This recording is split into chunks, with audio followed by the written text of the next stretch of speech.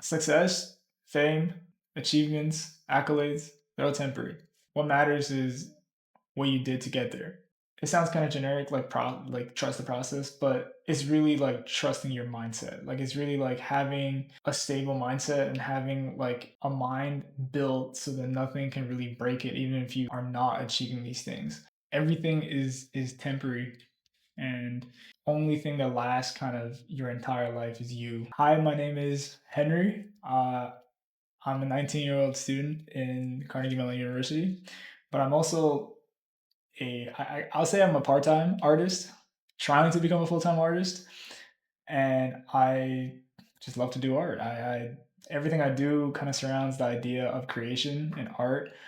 Even when I'm not doing art, I feel like I'm constantly like generating ideas and just in that realm of flowing for art and artistic like behavior, because something I've just been doing my whole life, I guess. um, I moved I moved to Canada when I was 11 years old from China, and it's been like the root of my artistic creation. You moved around a lot and experienced different cultures. How has that shaped your perspective as an artist? I'd say one thing, and I think it's the most important thing for me, is like seeing different people and having different relationships with people. Like back in China, I think one thing that stuck out with me the most in my really early stages of artistic creation was how loud it was and how busy everything was.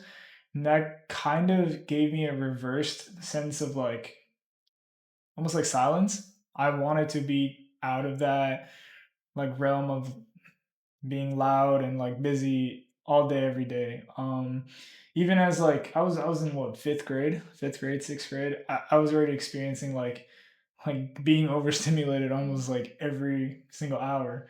I lived in Beijing. It's the capital city, so like the loudest place you could probably be in if you're like in the inner ring of the city. And yeah, I wanted to find like my own sense of sanctuary. Because before I started like painting and drawing, I danced a lot. So I learned dance when I was a kid, and I think that also helped. And I think it definitely translated a lot into like art and painting. So and after I moved to like Vancouver, obviously it's way more quiet. Like the population's like super tiny, and I just think it made me realize I kind of enjoyed the busyness almost a bit, but also like because of the shift, I developed like more self-regulation, so not relying on my environment to create art. And I think that's partially how my work has been like pretty consistent in the past like 3 to 4 years, no matter like where I am. If I'm in like New York, Pittsburgh, Vancouver, I think my streamline of ideas and consciousness is always dependent on my own mind instead of like being like subjected to places I've been in. So, and I think that's important for me because um, I am like heavily influenced by people a lot of times. Like I'm very easily like influenced. I wouldn't say it's a bad thing, but definitely for art, like I want to have my own sense of stability in like my own little space. Yeah. I think that answers the bottom question too. How has it influenced your work? Can I So, ask a question? yeah. When did you realize how overstimulated you were? Was it not until you moved to Vancouver that you realized that China was so overstimulating? I realized I was overstimulated in China already because I didn't live in like in Beijing. I didn't live in like the inner ring of the city. There's like six rings in the city. Okay.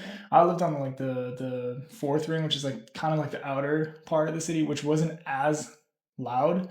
So every time, but I go to school in the inner ring. So every time I go to school, I'm like, wow, this is crazy. Like everyone around me is. I wouldn't say everyone around me is like super loud, but like the environment around me, like every time I step out of school trying to get home, it felt repetitive and it felt the same. So yeah, I realized like back then, but when I went to Vancouver, um, I wouldn't say I missed it, but it was kind of like, uh, where did that all go? So there was definitely a lot of change. when I first came here, I thought Pittsburgh was kind of similar to Vancouver a little bit. But there's more people, but they all kind of come out at a specific time. So if I'm up early in the morning, or if I'm like, especially where I live, like near campus, if I'm up early in the morning or like really late at night, there's like not a lot of people. There's like pretty much like, you don't see anybody, which I found nice because that's usually when I go to the studio and I'm like, it's a peaceful walk and everything. Uh, don't get me wrong, I love people. It's just like when I'm trying to like think or I'm trying to like ideate a lot of times, I want to be kind of in my own little like space. Mhm. Sounds a little selfish, but walk me through your creative process. Where does your inspiration come from? My inspiration comes from like a lot of different things. I've had like a lot of people ask me this before too, like how do you think about your paintings, or where does the imagery like originate from? I would say a lot of them originate from just like everything in the world. We're always on the internet, like at least I am always on the internet, and like I see a lot of things. Like a lot of things on the internet is so visible to everybody, and I feel like if you are on Instagram, if you're on like Pinterest and whatnot, if you just take a little dive, like if you want to see a place, if you want to see like a story, you'll be able to see it, and you don't really have to be at that place to see or learn about a certain place. And I feel like that was important to me like a couple years ago because I wasn't able to like travel very much when I first moved because my like visa wasn't available, so I wasn't like able to actually travel, but I wanted to see places and I wanted to feel like I was like a part of the world, you know. So I began to like do a lot of dives on the internet and learn about things, and that gave me a whole different perspective on how to learn and like how to like take in things and transform it into your own. I like a quote by Basquiat. He's like he said like great I don't know if it was by him, but he said like good artists take, great artists steal. I'm not trying to steal, but I'm gonna like definitely take a couple things in on the internet that I like to transform it into my own, and that's partially where my creation inspiration comes from.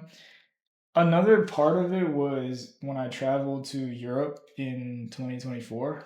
That gave me a lot of like new perspective on like the old masters and whatnot. Went to France and Italy, and yeah, that since then I think my work changed quite a bit as well. Can I ask a question about your creative process? Yeah. Like, what does your environment have to be like? Is that important for you? Hmm. Yes, and no at the same time. Like, I like working in my studio, of course. I start off like by just sketching, drawing like stuff out and laying out like exactly kind of where I want things to be on the canvas, or if I'm building sculpture, like kind of like the outline of like the silhouette of the sculpture I want it to be.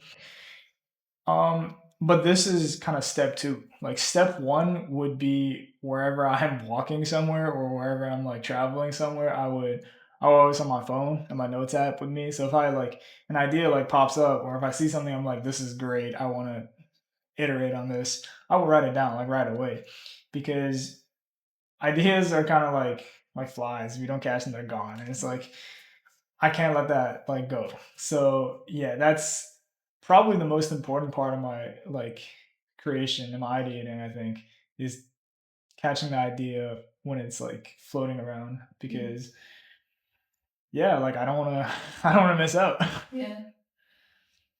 Do you think it's important to act on that quickly or?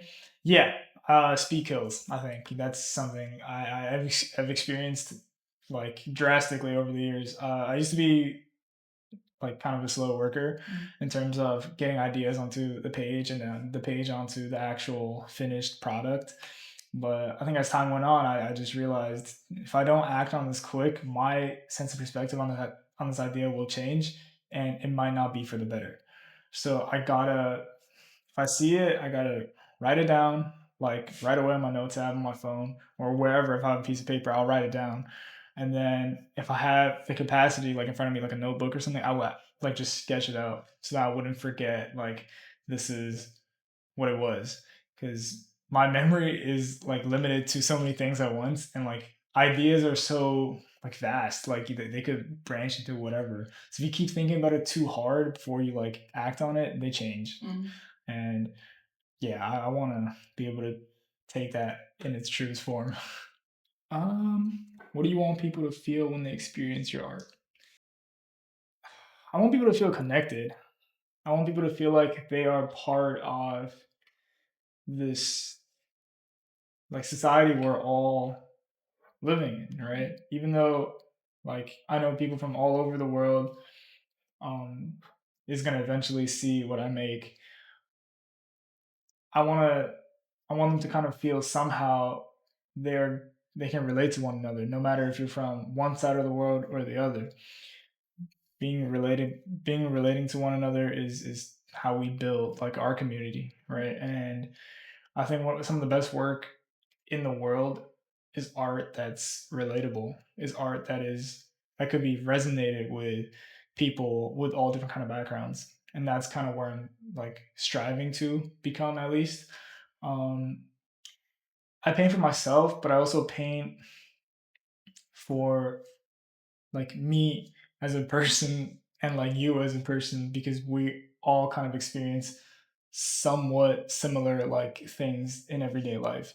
So I don't just make art purely for my own sense of enjoyment, which sounds like, not the greatest, but it's like I want to make art so that people can see it and people can see what I'm trying to convey in the world.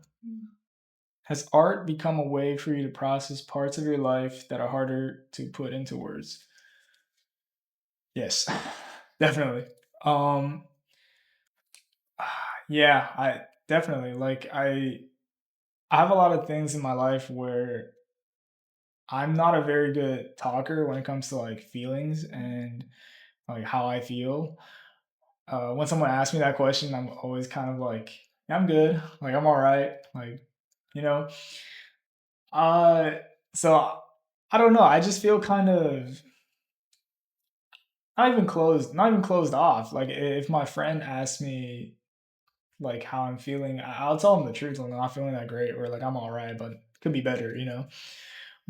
But it's just like materializing the actual experience or something like into words. I don't love it. I think it's. I'd rather channel it into making something from it because if it's something bad, like if something bad happened, I'd rather not like spread that negative energy to my friend as well, even though they could potentially help. I'd rather like channel that energy into making something better for people to understand and for people to like relate with me. So if they're feeling something similar, it can help them too.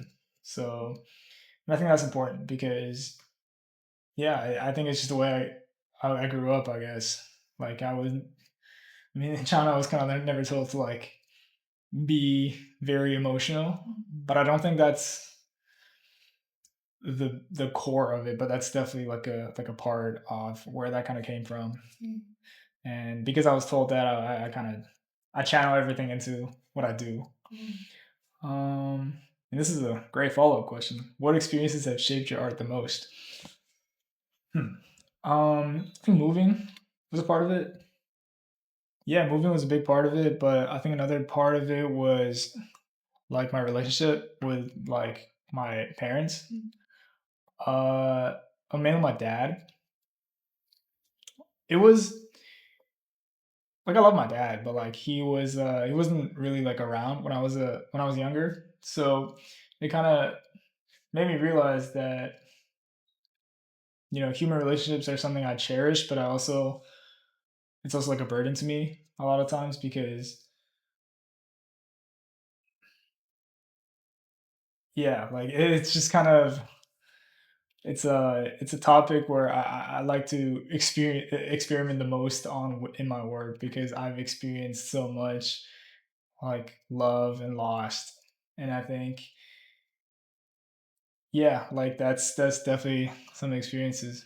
I think another thing that's shaped my art the most is probably just my relationship with everybody else, like in my life. All the relationships I've ever had in my life, whether it's uh whether it's like parental or romantic or just platonic, whether it ended good, bad, or other ways, I think it's definitely like played a big part into the art I'm making today. And I make a lot of art on human interactions, relationships. I have a piece called literally called Interactions, and it's about like me not wanting to make small talk and me hating the idea of me shunning away from the idea of small talk because it seems so like superficial at times when I'm trying to like genuinely make connections with somebody and all they do is like kind of like yeah like yeah cool yeah how's your day like yeah it's good like I don't know so yeah like definitely human relationships yeah that's in a day and age where like AI and technology has taken over everything. I think being genuine and being like a human right having genuine relationships with one another would inspire everybody just a little bit more. So you've been sharing your work online and documenting your journey. What is what's it been like putting yourself out there? I love sharing my work. And I love like when people see my work and when they feel inspired. For the past like year, ever since I came into Carnegie, I've been like kind of posting my work, even like older work, just posting them so people can see. Never really found a groove to a bigger audience, and I think it's partially because I didn't really take the idea of like Instagram content creation that seriously up until like a month ago, where I was like, I need to start like posting. I need to start like having some visibility because I really want this to work. Like I want this to work. Like I want to be somebody on the art side of Instagram, you know. And ever since I've been just posting like mindset videos, talking about my art, showing my art, talking about like the struggle of being an artist. I think people resonated with that quite well, but not everybody. So and I try to make like somewhat sarcastic or like humorous content. I've been receiving comments from both sides. I think that's it's just important to like know that you know some of your audience might not enjoy like the stuff you're putting out. But you know that's part of the process. But I have been enjoying putting myself out there for sure. I have been receiving a lot of great like comments and feedback. I had somebody comment on one of my posts last night. And I was like thank you for sharing this. Like I really needed this, and that's what I do it for. It's the reason I'm doing it. I want people to feel like they have somebody just like them, a young artist who's starting out with no background like in social media, with no background in content creation, and very beginning background in art, trying to make it work. I think that's what inspired me to start this. Like at first, it's just I want to give people a perspective on how it is to be somebody like that really has a goal that they want to achieve. And if you are just even a little bit inspired by that, I think mission accomplished for me. Oh. Has creating publicly changed your relationship to your art? A little bit, maybe in the process, I think definitely. Yeah, the process I think changed a little. Just in terms of filming, I think is something I gotta kind of put in the front of my head now when I'm like working is like, let's get some clips. You know, every time I'm working, I'm like, let's get some clips. I love it and I hate it at the same time because it kind of breaks the flow a little bit. You know, when you got to pull out your phone, set the tripod up, and film. but I do think it's necessary to get that process because then people can really see how you are making it instead of just seeing, wow, this piece is great, you know? Um, saw this video a couple days ago where it's like, he said, don't post your art, post you working, or don't post your work, post yourself working. I think it's important because I feel like people want to see the kind of the process more often than they want to see the finished work because they want to feel more relatable, right? And that's also a big part of my art is making people feel relatable and making people feel like they have a voice too in this whole journey. So yeah,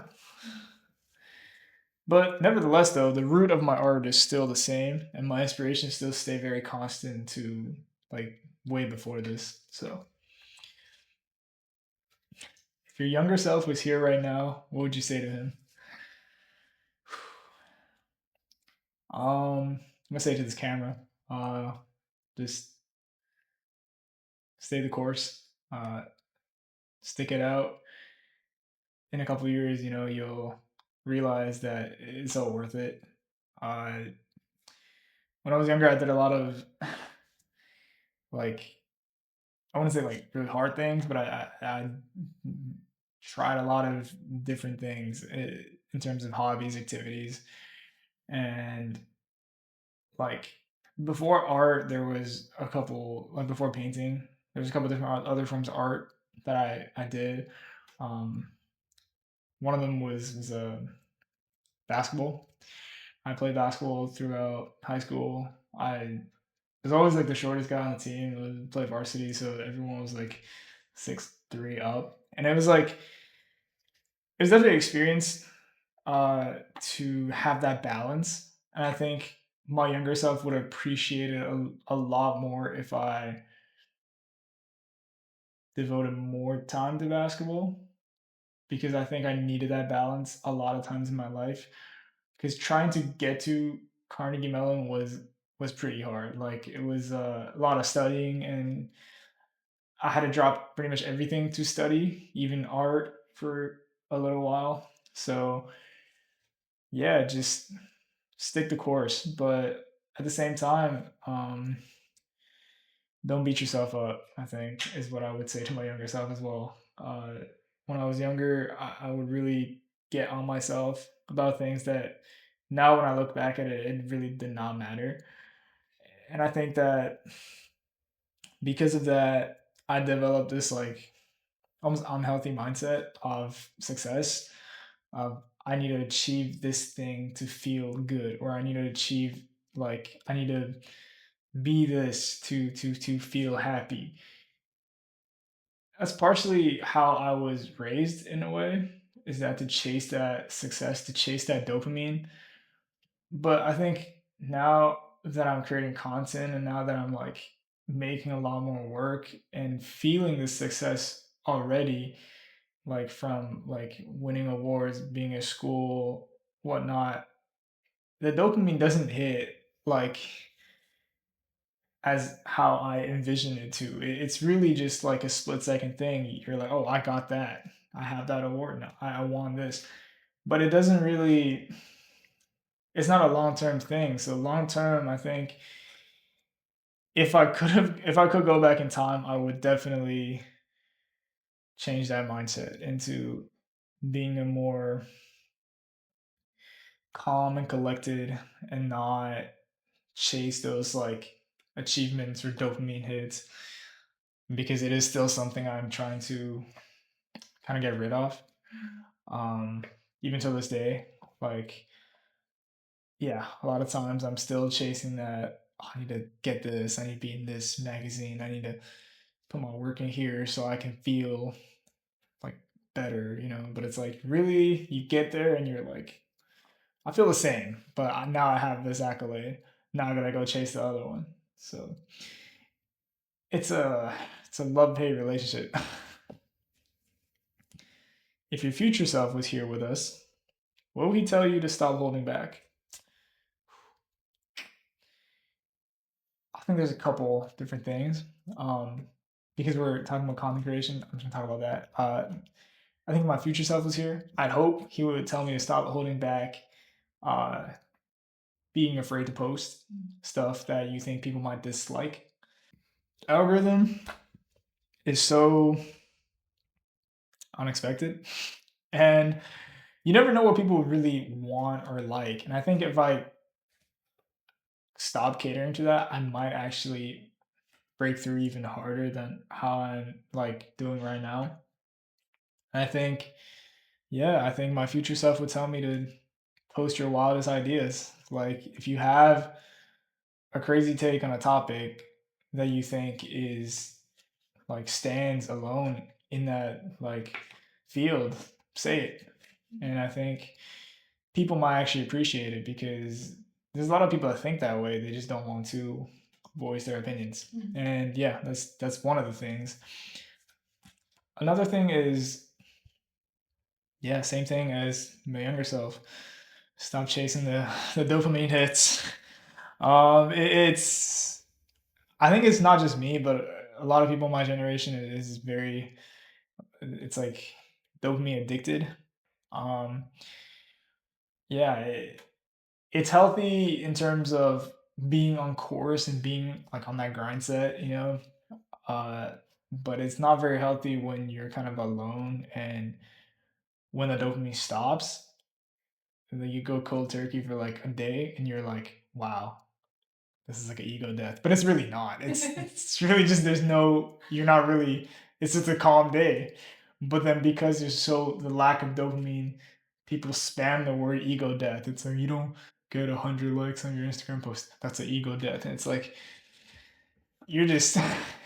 It's just a normal day, man. Like so, that's definitely something, and that's something I realized very recently too, because my Instagram has been kind of running, like up and running.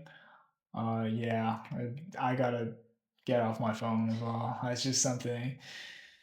There's always gonna be positive, negative things that's gonna be happening on your page when you're a creator that has some level of traction. People are gonna say stuff, and I just think it's getting to me a little bit sometimes, but I feel like positively and negatively. Um, yeah, my future self would definitely tell me to not let my head get too big or too small. So yeah. Uh, oh, another thing would be stop holding back your creative vision.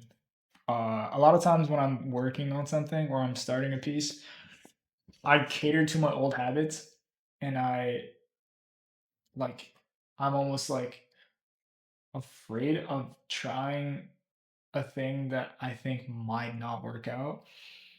But then, I wouldn't do it, but then afterwards I'm gonna be like why didn't I do it? Because you have nothing to lose. Like it's a creative process. Like I had nothing to lose in the first place. Why didn't I do it?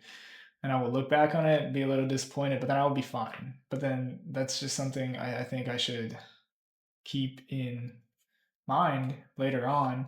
That's like I need to experiment more than I need to have a trend in my style because I think that might be holding me back just a bit. And my future self definitely taught me to be more adventurous. Yeah. What is the biggest lesson life is teaching you right now? I think there's like a couple, but like the biggest one is probably success, fame, achievements, accolades. They're all temporary. What matters is what you did to get there. And I think it sounds kind of generic, like like trust the process, but it's really like trusting your mindset. Like it's really like having like a stable mindset and having like a mind built so that nothing can really break it, even if you like are not achieving these things.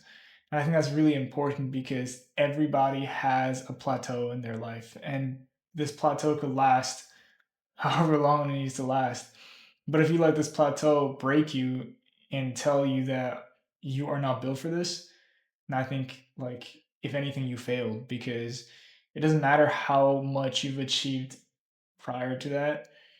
If that was only because you achieved that thing, that you worked on all those things, then it's not a very successful journey. And I think just keeping in mind that everything is temporary, and only thing that lasts kind of your entire life is you. And if you can't seem to find a way to like morph things to cater to your own needs and your own kind of like mindset, you will never like be truly yourself. You will always be running behind a new thing, or you'll be always running behind like a new goal.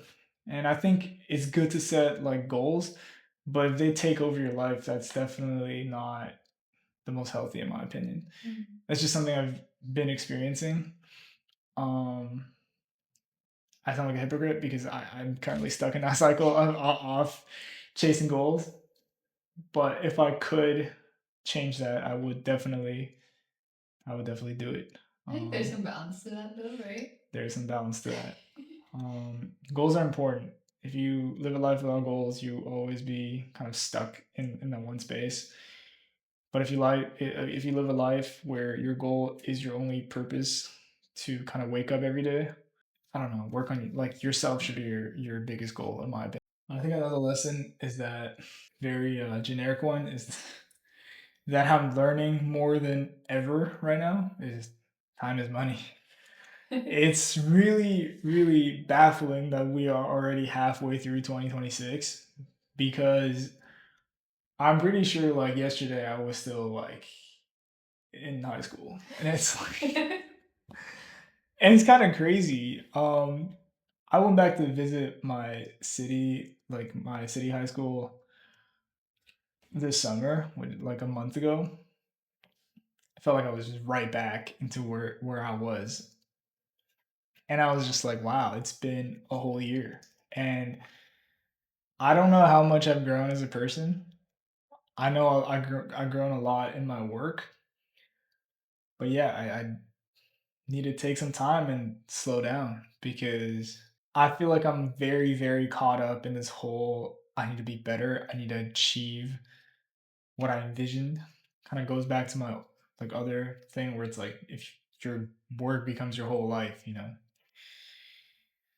it's not very healthy, but it's also like kind of eating me from the inside that time is just flying and I'm still kind of stuck in the same mind space that I was in like a few months ago because it feels so like close to me. It doesn't feel distant at all, which is concerning. But um, yeah, maybe in another year I'll see some unexpected growth in myself, Mhm. which I hope is happening. But we'll see. What are you learning to love about yourself? I guess my sense to recognize something when it's happening in the third person, Mhm. whether it's a problem, whether it's an achievement, whether it's some sort of event. I don't know how quote unquote useful it is, but it's definitely something that's been helping me. So if I get into a little argument with somebody, or if I like achieve something, I feel super happy. One moment I'm like ecstatic, but I would always like kind of take myself out of that situation and as a third person perspective and look at it and see more of a objective view of how it is. I think it keeps me a bit more grounded and mild. Um, I used to not be like that. I used to be very trigger happy when it comes to emotions. I would get very hot or very cold very fast. But a couple of relationships later, I've learned to regulate that much more because, um, yeah, I don't like to let emotions get to me as much. And I think that's definitely something I'm learning to love.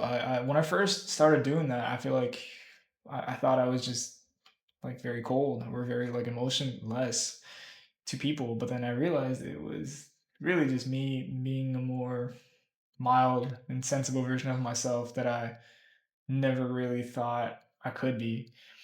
And yeah, I'm happy that I'm more thoughtful in terms of like problem solving and like approaching a problem right now. I'm loving it. How has it felt to be seen in this way today? Felt great. Yeah? It felt awesome. Yeah, You enjoyed it? I enjoyed it very much. I really I needed to talk about a lot of things, and this is a great experience. I felt way smoother than any interview I've ever been in. Amazing. So I don't want to say like I love talking about myself, but like it's like it definitely feels good to get a lot of these things like kind of off my chest, and also to kind of give whoever is watching this like a perspective on me and perspective on someone that's trying to make it in the art industry. It's hard, but I'm definitely trying my hardest, and I hope it pays off one day. So yeah. Um, Biggest takeaway: talking is important. Having a conversation with somebody is really important, especially a deep conversation that's not small talk. I I've always been standing on this, that small talk is superficial, but deep talks is what makes human relationships like way more like stable than anything else. Because there's no better way to learn something about somebody than to talk to them for an hour. And I think no matter how cold or strange you are to a person, you talk to them for an hour, ask them about their like mindset, goals, how they feel about everything in the world. You guys could become best friends. So I feel like that's something you're doing, which is absolutely great, and something I should be doing more. Mhm. So yeah. Any final thoughts? Hmm. I definitely want to talk more. Like that's something. Yeah, like I definitely want to talk more, especially about my work. I I've always struggled to kind of put a lot of things in my work into words, which I think is relatable to a lot of artists or people who do creative work. Uh, they usually put, myself included, usually put things into like a metaphor, or like usually put things into more of a perspective kind of thing. Like I'm working on this, I'm working on that, but no one really says the feelings that they're really feeling when they're working. And I think it's really normal because those feelings are really hard to be replicated, to then be said into words. But I think with enough like talking to somebody as an or talking to an artist, you'll be gonna realize and recognize what and how they feel during those processes. Um, And I think that's it's beautiful because you learn so much about somebody and their work just from like a couple conversations, even if they don't directly tell you, I felt sad or I felt happy when I was making this painting or when I was making this work. So that's what I enjoy about it. Yeah. Thank you, Henry. Thank you so much.